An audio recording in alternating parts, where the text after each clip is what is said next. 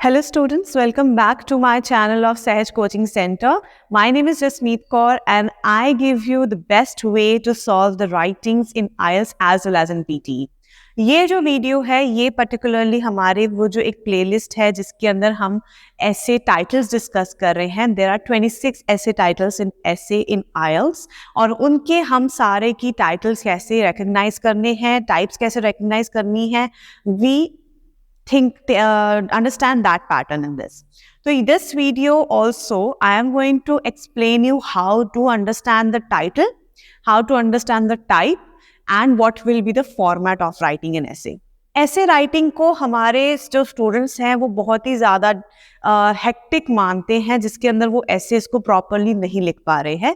तो ये ऐसे writing is not a very difficult task to attempt. It is a very easy thing to do क्योंकि इसके अंदर हमने सिर्फ अपने जो थॉट्स हैं उनको एक बेटर फॉर्मेट देना है और उसको एग्जामिनर के सामने प्रेजेंट करना है.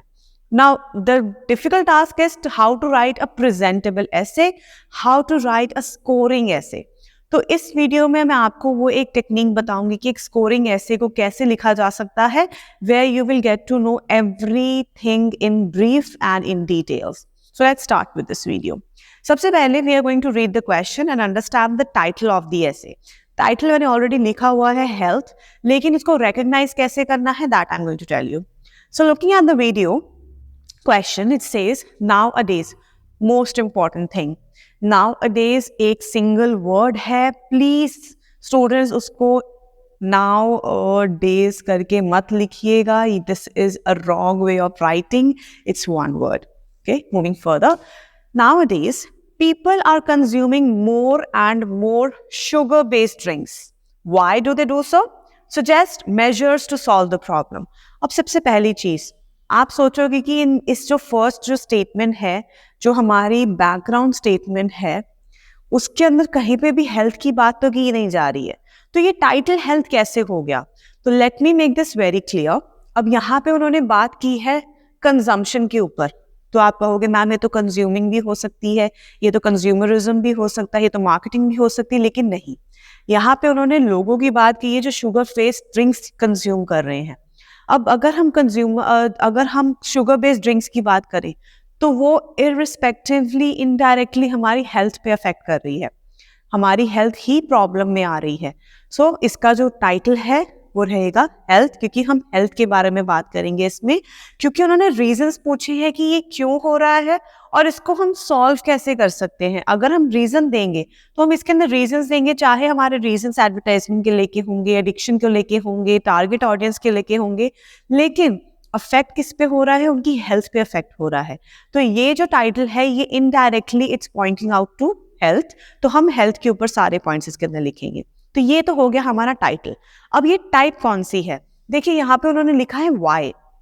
वाई का मतलब है हमें यहाँ पर देने हैं रीजंस और साथ ही साथ उन्होंने पूछा है कि इसको सॉल्व कैसे करा जाए, तो हमें इसके पास देने हैं सोल्यूशन. तो हमारा टाइप हो गया reasons and solution type of ऐसे. अगर फॉर इंस्टेंस यहाँ पे हमें ये वाला क्वेश्चन जो है सोल्यूशन वाला ना होता और सिर्फ वाई पूछा गया होता, तब ये बनता हमारा डायरेक्ट क्वेश्चन, क्योंकि उसके अंदर सिर्फ हमें उन्होंने रीजंस पूछे हैं, उसके अलावा दूसरी कोई और चीज नहीं पूछी है. लेकिन in this they are asking us for a solution as well.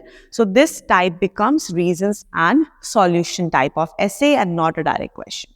I hope आपको ये दो चीजें समझ आई होंगी. अब इंट्रो लिखना I have already explain in all of my videos, तो आप एक बार जाके वो वीडियोस देख सकते हैं जिसमें मैंने इंट्रोडक्शन लिखना समझाया है, which is a very easy task. It's not at all difficult, it's very easy to write an introduction. तो उस वीडियो में आपको ब्रीफ समझ आ जाएगा.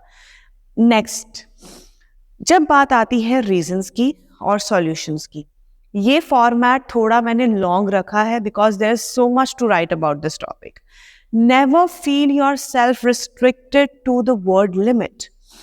नो डाउट हमें 250 मिनिमम लिखने ही लिखने हैं, बट जो मैक्सिमम है there is no maximum limit in aisles. तो आप मैक्सिमम जितने भी पॉइंट्स आपके पास हैं प्रोवाइडेड वो ऑफ टॉपिक नहीं है और वो जस्टिफाइड है, वो रेलेवेंट पॉइंट्स हैं तो आप लिख सकते हो।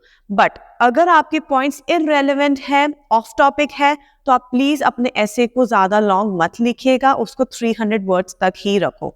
But still, if you have many points to explain, if you have a wide range of opinions to give, आप undoubtedly अपने ऐसे को उस फॉर्मेट में लिख सकते हो। और conclusion is a must in this because हम 2 solution देंगे और conclusion में we are just going to paraphrase those 2 points and give them in the conclusion. So let's start with this now. अब मेरे पास जो रीजंस थे, अब देखिए जब भी शुगर बेस्ड ड्रिंक कोई मार्केट में आती है तो सबसे पहली चीज अगर वो उसको कंज्यूम किया जा रहा है तो it needs a lot of advertising. और जो मैन्युफैक्चरिंग कंपनीज हैं, जो प्रमोशन ब्रांड्स हैं, वो बहुत ही पैसा खर्च करती हैं अपने प्रोडक्ट को लॉन्च करने में और ऑडियंस के तक पहुंचाने में, कंज्यूमर्स तक स्प्रेड करने में। तो पब्लिसिटी बहुत ज़्यादा होती है। तो सबसे पहला पॉइंट रीज़न ये है कि एडवर्टाइजिंग बहुत ज़्यादा हो रही है उसकी। टारगेट ऑडियंस को देखा जा रहा है। अगर हम शुगर बेस्ड ड्रिंक्स की बात करें या फिर मील्स की बात करें, उसमें बच्चों के ऊपर सबसे ज़्यादा टारगेट किया जाता है। चिल्ड्रन एंड यंगस्टर्स, ये 2 पार्ट है सोसाइटी के जो सबसे ज़्यादा कंज्यूम करते हैं शुगर बेस्ड ड्रिंक्स। अब उनके अंदर हमारी कोल्ड ड्रिंक्स भी आ जाएंगी, हमारे फ्रूटीज एंड एवरीथिंग, जो जूसेस है वो आ जाएंगे, चॉकलेट्स आ जाएंगी, कैंडीज आ जाएंगी, हर एक तरह का शुगर बेस्ड ड्रिंक और फूड आ जाएगा। अब वो कंज्यूम कौन कर रहा है? बेसिकली जो यंगस्टर्स हैं और उनसे जो छोटे हैं वो लोग कंज्यूम कर रहे हैं। तो target audience is basically focused when making advertisements, क्योंकि और ये जो एडवर्टाइजमेंट है they are displayed on their channels, cartoon channel and sports channel, इनके ऊपर ज़्यादा वो लोग एडवर्टाइज करते हैं। तो ये 2 चीज़ें हो गई, यहाँ से उनकी सेल इंक्रीज हो गई। तीसरी चीज़ है फैन फॉलोइंग। फैन फॉलोइंग से अपना मतलब ये है कि जब वो अपने फेवरेट फिल्म स्टार को उस प्रोडक्ट को एंडोर्स करते हुए देखते हैं और उन देखते हैं कि ये जो पर्टिकुलर स्टार है वो इस ब्रांड का एम्बेसडर है, तो उसकी जो सेल है और ज़्यादा इंक्रीज हो जाती है। कई बार होता है, आप देखोगे जब बच्चे अपने फेवरेट कार्टून कैरेक्टर को कोई पर्टिकुलर चीज़ खाते हुए देखेंगे तो दिल से कि हाँ ये वाला कार्टून कैरेक्टर मेरा फेवरेट है और वो ये चीज़ खा रहा है या पी रहा है, so even I want to consume that drink. तो वहाँ पे वो मार्केटिंग स्ट्रैटेजी यूज करके अपनी सेल बढ़ा देते हैं। पहला रीजन ये, हमारे पास 3 रीजन है। अब आप देखेंगे कि मैंने ये तीनों रीजंस जो है एडवर्टाइजिंग और प्रमोशन को लेके जो है मैंने एक ही रीजन वाले पैराग्राफ में लिखे हैं। तो ऐसे ही आपने अपनी कोहेरेंस और कोहेजन को बना के रखना है। कोहेरेंस एंड कोहेजन सिर्फ कनेक्टर से नहीं आएगी, कोहेरेंस एंड कोहेजन आपकी सीक्वेंस से भी आएगी कि आप जो पॉइंट्स दे रहे हो वो सिंक्रोनाइज्ड होने चाहिए और एक ही चीज पे बात करते हुए होने चाहिए। ये नहीं है कि पहला आप एडवर्टाइजिंग लिख दो, दूसरा आप उसके नेगेटिव इफेक्ट्स लिख दो, वो गलत चीज है। तो यहाँ पे हमारे सेम पार्ट के सेम कैटेगरी के जो पॉइंट्स हैं वो एक रीजंस में आ गए। सेकेंड रीजंस में मैंने लिखी है एडिक्शन। अब ये जो स्वीट ड्रिंक्स हैं या स्वीट फूड है वो बहुत ही एडिक्टिव होते हैं।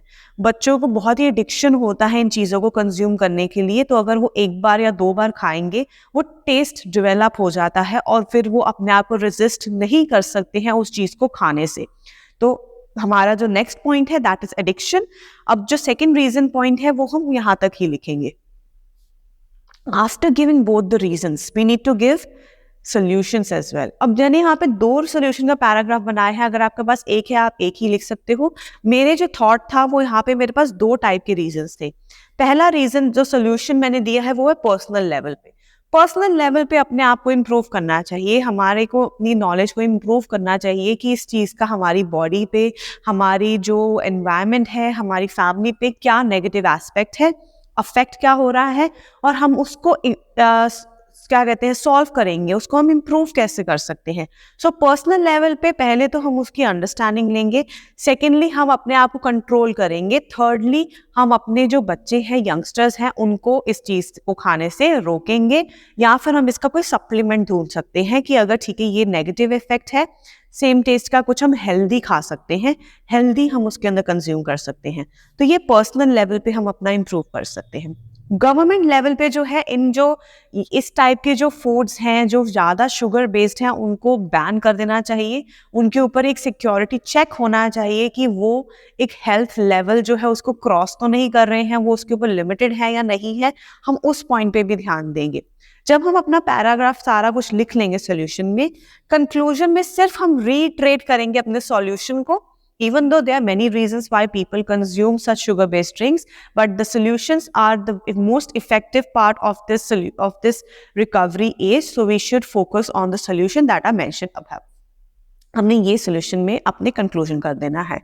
सिर्फ ये पॉइंटर्स हैं। अब ऐसे लिखने के लिए अगर आपको इजीनेस चाहिए, उसके लिए आपको क्या करना है, अपने पॉइंटर्स को पहले लिखो, अंडरस्टैंडिंग बिल्ड करो और अपनी क्लैरिफिकेशन पहले जनरेट करो। अगर आपको खुद को क्लैरिफिकेशन नहीं है टॉपिक को लेके, तो आप अपना ऐसे जो है अच्छे वे में सामने रिप्रेजेंट नहीं कर सकते हो। So you should have a clear idea of what you are going to write, what type it is and what title it is. Only then you will be able to score good in your task response, coherence and cohesion, lexical resource and grammar. तो ये सारी चीज़ों को ध्यान में रखते हुए आपको ऐसे लिखना है। अगर अभी भी आपको लग रहा है कि ऐसे राइटिंग में कहीं पे आपको प्रॉब्लम्स हैं, डाउट्स हैं, तो आप कमेंट सेक्शन में हमें अपने क्वेरीज लिख सकते हैं and we will definitely answer all your queries. Video end तक देखने के लिए थैंक यू सो मच। अच्छी लगी हो तो लाइक करना मत भूलिएगा, share it with your fellow friends and subscribe the channel if you are new to it. Thank you so much.